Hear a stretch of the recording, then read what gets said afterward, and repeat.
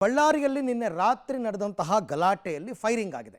ಈ ಫೈರಿಂಗ್ನಲ್ಲಿ ಕಾಂಗ್ರೆಸ್ ಕಾರ್ಯಕರ್ತ ರಾಜಶೇಖರ್ ಅಂತಕ್ಕಂಥ ವ್ಯಕ್ತಿ ಬಲಿಯಾಗಿರ್ತಕ್ಕಂಥದ್ದು. ಈಗ ಮರಣೋತ್ತರ ಪರೀಕ್ಷೆ ಕೂಡ ಪೋಸ್ಟ್ಮಾರ್ಟಮ್ ನಡೀತಾ ಇದೆ ಸದ್ಯಕ್ಕೆ. ಆದರೆ ಯಾರು ಫೈರ್ ಮಾಡಿದ್ದು ಅನ್ನೋದೇ ನಿಗೂಢವಾಗಿದೆ.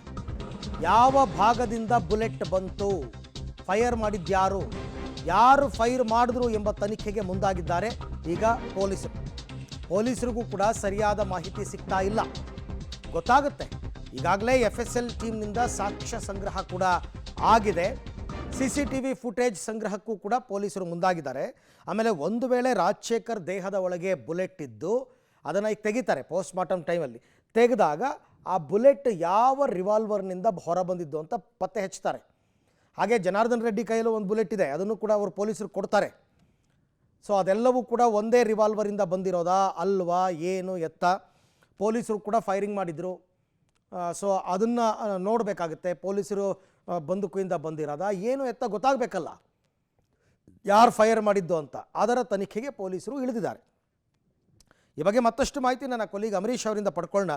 ಅಮರೀಶ್, ಈಗ ರಾಜಶೇಖರ್ಗೆ ಫೈರ್ ಮಾಡಿದ್ದು ಯಾರು ಅನ್ನೋದ್ರ ಬಗ್ಗೆ ಪೊಲೀಸರಿಗೆ ಏನಾದರೂ ಒಂದಷ್ಟು ಸುಳಿವು ಸಿಕ್ಕಿದೆಯಾ? ಯಾವ ಯಾವ ಆ್ಯಂಗಲ್ನಲ್ಲಿ ತನಿಖೆ ನಡೀತಾ ಇದೆ ಅಂತ?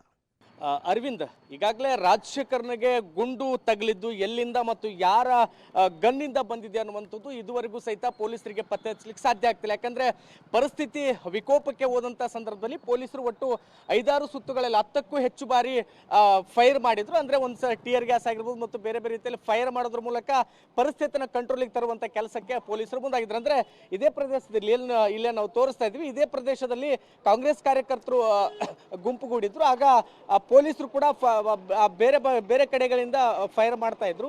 ಆಗ ರಾಜಶೇಖರ್ ಕೂಡ ಇದೇ ಸ್ಥಳದಲ್ಲಿದ್ದ. ಇಲ್ಲೇನೆ ಅವ್ರಿಗೆ ಇದೇ ನಾನು ಅದನ್ನು ಕೂಡ ತೋರಿಸ್ತಾ ಹೋಗ್ತೀನಿ.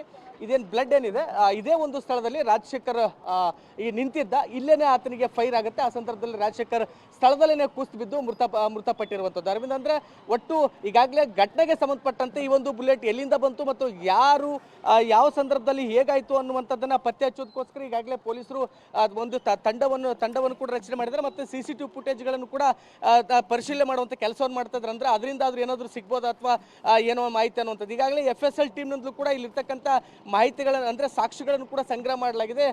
ಇಲ್ಲಿ ಟೋಟಲ್ ಈ ಅಕ್ಕಪಕ್ಕದಲ್ಲಿ ಎಷ್ಟೆಲ್ಲ CC ಕ್ಯಾಮ್ರಾಗಳಿದೆ ಅವೆಲ್ಲ CC ಕ್ಯಾಮ್ರಾಗಳ ಫುಟೇಜ್ಗಳನ್ನು ಕೂಡ ಸಂಗ್ರಹ ಮಾಡ್ತಕ್ಕಂಥ ಕೆಲಸಕ್ಕೆ ಪೊಲೀಸರು ಮುಂದಾಗಿದ್ದಾರೆ. ಆದ್ರೆ ಎಲ್ಲರೂ ಕೂಡ ಕಲ್ ತೂರಾಟ ನಡೆಸ್ತಿದ್ರು, ಕೈಯಲ್ಲಿ ದೊಣ್ಣೆ ಕಟ್ಟಿಗಳನ್ನು ಹಿಡ್ಕೊಂಡು ನಿಂತಿದ್ರು. ಆದ್ರೆ ಏಕಾಏಕಿ ರಾಜಶೇಖರ್ ಇದ್ದಂತ ಸ್ಥಳದಲ್ಲಿನೇ ಬುಲೆಟ್ ಹೇಗ್ ಬಂತು ಅನ್ನುವಂಥದ್ದು ಕೂಡ ಇದುವರೆಗೂ ಪೊಲೀಸರಿಗೆ ಅದು ಅರ್ಥ ಆಗ್ತಾ ಇಲ್ಲ ಮತ್ತು ಅವರಿಗೂ ಕೂಡ ಪ್ರಶ್ನಾರ್ಥಕವಾಗಿನೇ ಉಳಿದಿದೆ. ಹೀಗಾಗಿ ಪೊಲೀಸರು ಕೂಡ ಆ ಒಂದು ನಿಟ್ಟಿನಲ್ಲಿ ಹೇಗ್ ಬಂತು ಮತ್ತು ಯಾರ ಬುಲೆಟ್ ಇದು ಹೇಗ್ ಬಂತು ಮತ್ತು ಯಾರ ಗನ್ನಿಂದ ಈ ಒಂದು ಬುಲೆಟ್ ಫೈರ್ ಆಯ್ತು ಅನ್ನುವಂಥದ್ರ ಕುರಿತಾಗಿ ಇದೀಗ ಪೊಲೀಸರು ಕೂಡ ತನಿಖೆಯನ್ನ ಆರಂಭಿಸಿದ್ದಾರೆ.